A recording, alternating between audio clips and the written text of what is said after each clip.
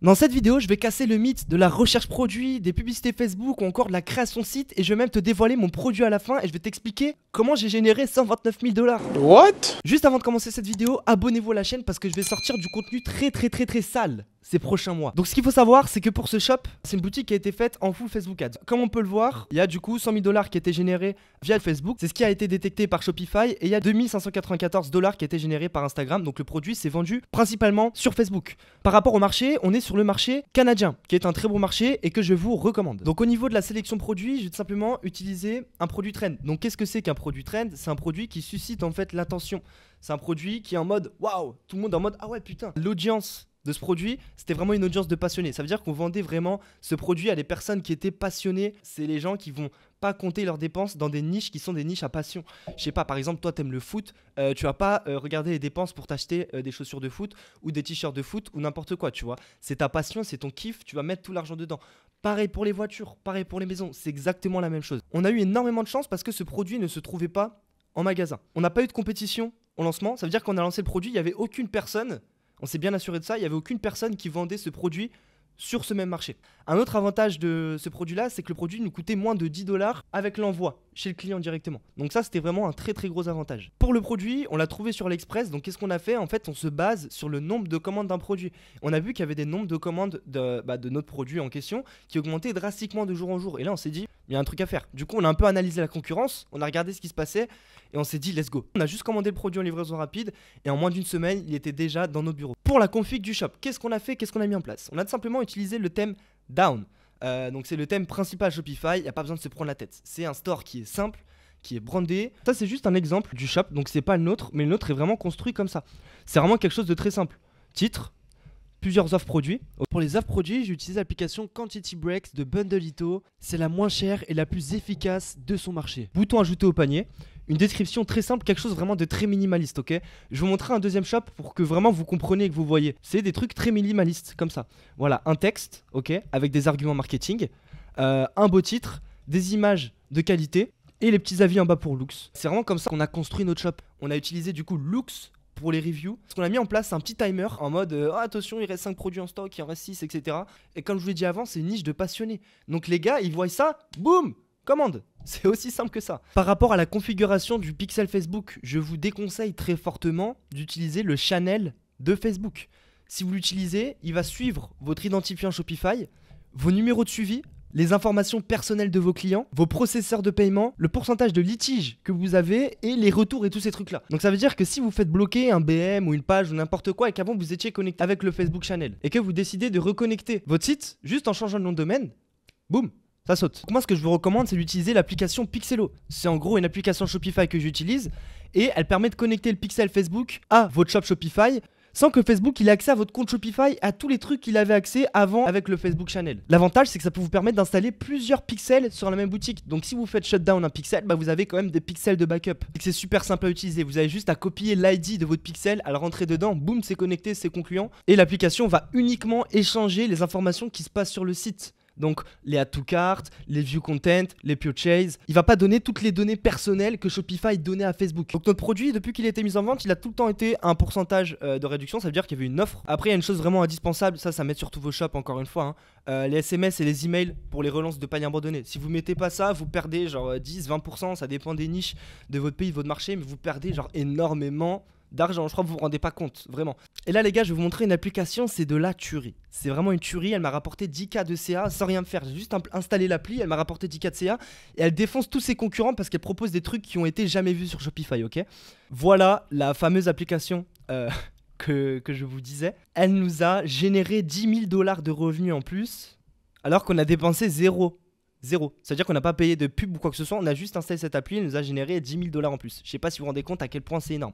Donc Arctic, c'est une application d'upsell. Elle propose en fait 3 niveaux d'upsell. Donc je vais tout vous expliquer, comme ça vous pourrez le mettre en place sur votre shop directement après cette vidéo. Donc la première fonctionnalité de cette application, c'est que quand vous êtes sur la page produit et que la personne va cliquer sur ajouter au panier, il y a une pop-up qui va s'afficher et qui va dire coucou, toi t'es gentil, est-ce que tu veux ce produit complémentaire ou pas? Donc soit tu cliques sur ajouter au panier, soit tu cliques sur non merci. La deuxième dinguerie de cette application, qui pour moi est la plus grosse, et vous allez comprendre pourquoi, c'est qu'en gros, quand il y a un client qui vient sur votre site, il me rentre toutes ces informations, il clique sur le bouton payer, il se fait débiter.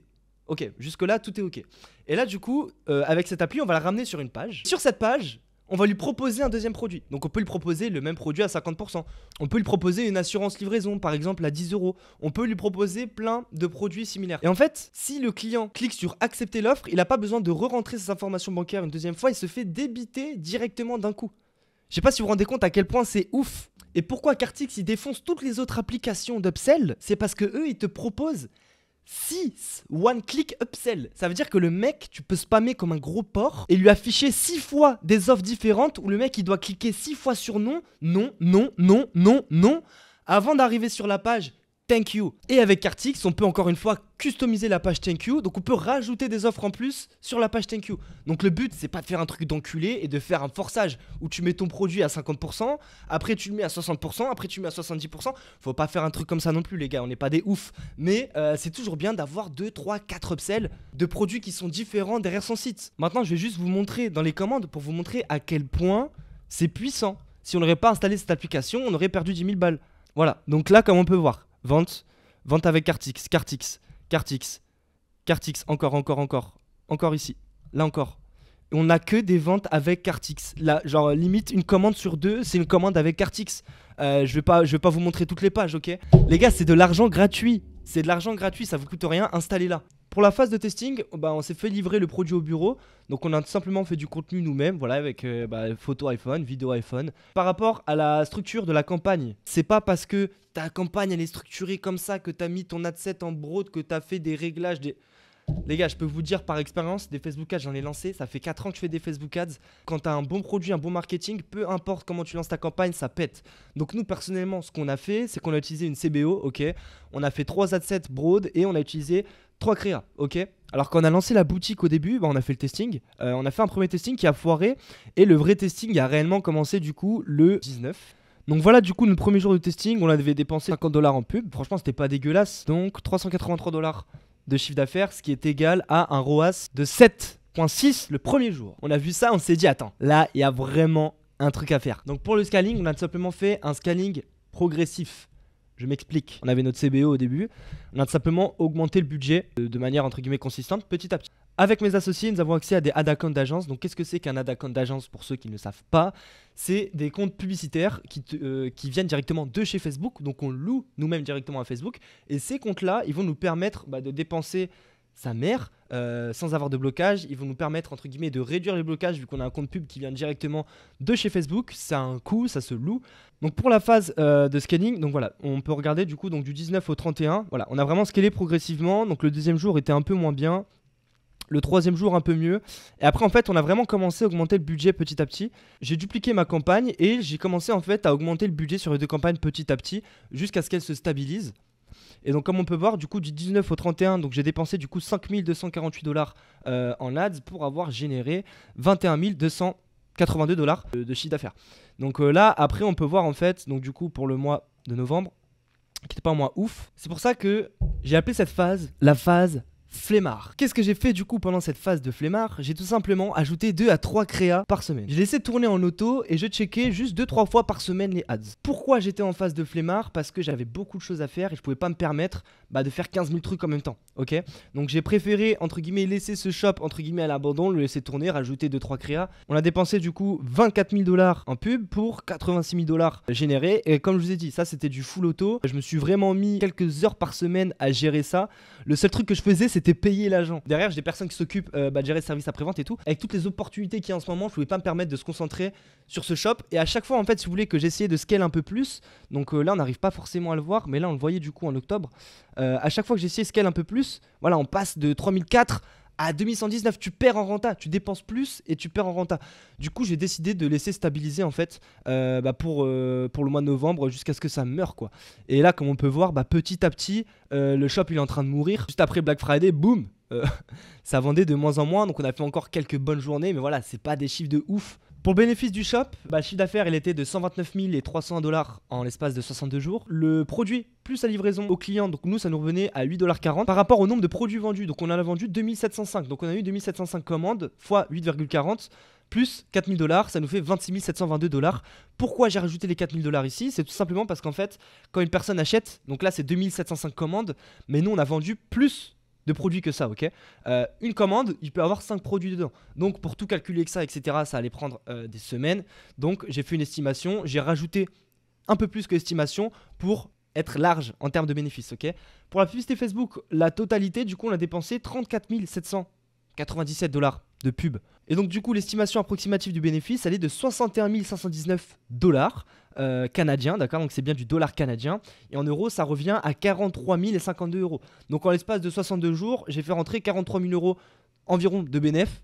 Donc ça fait environ 20 000 € par mois de bénéfices. C'est pas dégueulasse, sachant que c'est sur un seul de mes shops. Et comme je vous l'ai dit, j'avais des autres shops qui faisaient des meilleurs chiffres. Donc je ne peux pas me permettre de me concentrer à 100% sur ce shop, ok.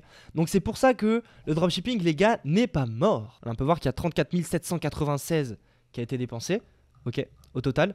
Ma meilleure campagne, qui est du coup ma campagne de scaling, elle a dépensé du coup 18 574 $. On peut voir, comme je l'ai dit avant, du coup 3 ads en broad. On a bien généré du coup 129 000 $ de chiffre d'affaires. Donc voilà, comme je vous ai dit, c'est pas ouf. C'est pas les sommes qui sont incroyables, surtout en cette période de Q4. Mais je voulais vraiment vous faire une étude de cas pour que vous puissiez réaliser que c'est possible, ok. Maintenant, je vais vous dévoiler le produit que j'ai vendu, d'accord. Il va s'afficher juste là. C'est des chaussettes avec des motifs, avec des designs. Je vais pas vous montrer exactement c'est lesquels.